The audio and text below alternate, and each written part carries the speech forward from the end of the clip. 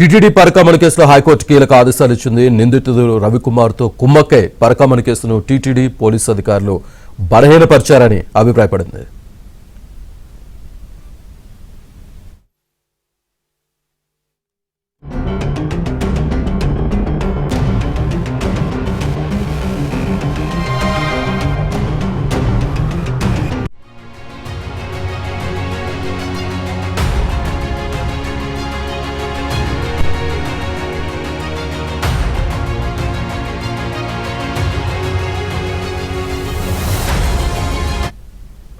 TTD Parakamani కేసులో high court కీలక ఆదేశాలు ఇచ్చింది. నిందితుడు రవికుమార్తో కుమ్మక్కై పరకామణి కేసును టీటీడీ పోలీసు అధికారులు బలహీనపరిచారని అభిప్రాయపడింది.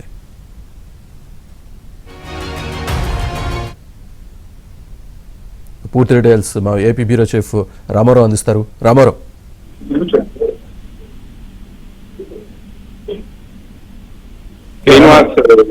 తిరుమల పరకామణి కేసుకు సంబంధించి ఈ రోజు హైకోర్టు కొద్దిసేపటి క్రితం కీలక ఆదేశాలు జారీ చేసింది. ఇందులో ప్రధానంగా పరకామణి కేసులో నిందితుడు రవికుమార్తో పరకామణికి సంబంధించి టీటీడీ పోలీస్ అధికారులు కుమ్మక్కయ్యారు అని చెప్పి కూడా హైకోర్టు తీవ్ర వ్యాఖ్యలు చేసింది.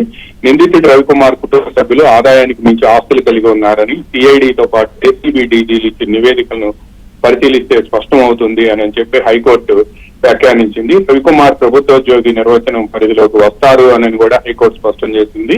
రవికుమార్ ఆస్తులు స్వీకరించే క్రమంలో టీటీడీ అధికారులు, బోర్డు సభ్యులు, సెక్యూరిటీ అధికారులు, పోలీసులు ఎవరూ కూడా చట్ట నిబంధనలు అనుసరించలేదు అని చెప్పి హైకోర్టు న్యాయమూర్తి జస్టిస్ రామకృష్ణ ప్రసాద్ వ్యాఖ్యానించారు. ఈ వ్యవహారంలో సిఐడి, ఏసీబీ డీజీలు చట్ట నిబంధనల మేరకు నడుచుకోవాలి అని కూడా హైకోర్టు కొద్దిసేపటి క్రితం ఆదేశాలు జారీ చేసింది. బాధ్యులైన అధికారులపై శాఖాపరమైన చర్యలు తీసుకోవాలని టీటీడీ, పోలీసుతో పాటు ఇతర శాఖల ఉన్నతాధికారులకు కూడా ఆదేశాలు ఇచ్చింది. అప్పటి ఏవీఎస్ఓ సతీష్ కుమార్ అనుమానాస్పద మృతికి దర్యాప్తును వేగవంతం చేయాలని సిఐడి డీజీకి ఆదేశాలు ఇచ్చింది. కేసు తీవ్రత దృష్ట్యా ఛార్జ్షీట్ దాఖలు చేసే వరకు కూడా దర్యాప్తును నిరంతరం హైకోర్టే పర్యవేక్షిస్తుంది అని కూడా స్పష్టం చేసింది. సుప్రీంకోర్టు ఆదేశాలను పరిగణలోకి తీసుకుని చట్ట ప్రకారం ముందుకెళ్లాలని సిఐడి, ఏసీబీకి కూడా స్పష్టమైన ఆదేశాలు ఇచ్చింది. పరకామణిలో తక్షణ సంస్కరణలపై తిరుమల తిరుపతి దేవస్థానం సమర్పించిన నివేదికపై న్యాయస్థానం తీవ్ర అసంతృప్తి వ్యక్తం చేసింది.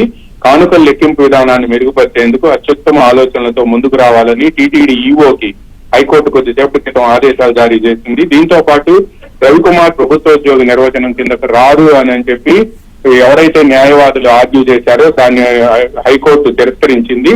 రవికుమార్ తప్పనిసరిగా ప్రభుత్వోద్యోగ నిబంధనల కిందకే వస్తారు అని కూడా స్పష్టం చేసింది. అందువల్ల నిందితుడు రవికుమార్ కుటుంబ సభ్యులందరూ కూడా ఆదాయానికి మించి ఆస్తులు కలిగి ఉన్నారని చెప్పి ఏసీబీ ఇచ్చిన నివేదికలో స్పష్టంగా ఉంది అని చెప్పి కూడా హైకోర్టు వ్యాఖ్యానించింది. రవికుమార్ ఆస్తులను స్వీకరించే క్రమంలో కూడా టీటీడీ అధికారులతో పాటు అప్పట్లో ఉన్న తిరుమల తిరుపతి దేవస్థానం సభ్యులు, సెక్యూరిటీ అధికారులు, పోలీసులు కూడా ఎవ్వరూ కూడా చట్ట నిబంధనలు అనుసరించలేదు అని కూడా స్పష్టం చేసింది. అందువల్లనే ఇటువంటి వ్యవహారాల్లో సిఐడి, ఏసీబీ డీజీలు చట్ట నిబంధనల మేరకు నడుచుకొని చట్ట ప్రకారం వీళ్ళని ఏ విధంగా శిక్షించవచ్చో కూడా పరిశీలించాలి అని కూడా హైకోర్టు ఆదేశాలు జారీ చేసింది. Srinivas, right, thank you very much Ramarao.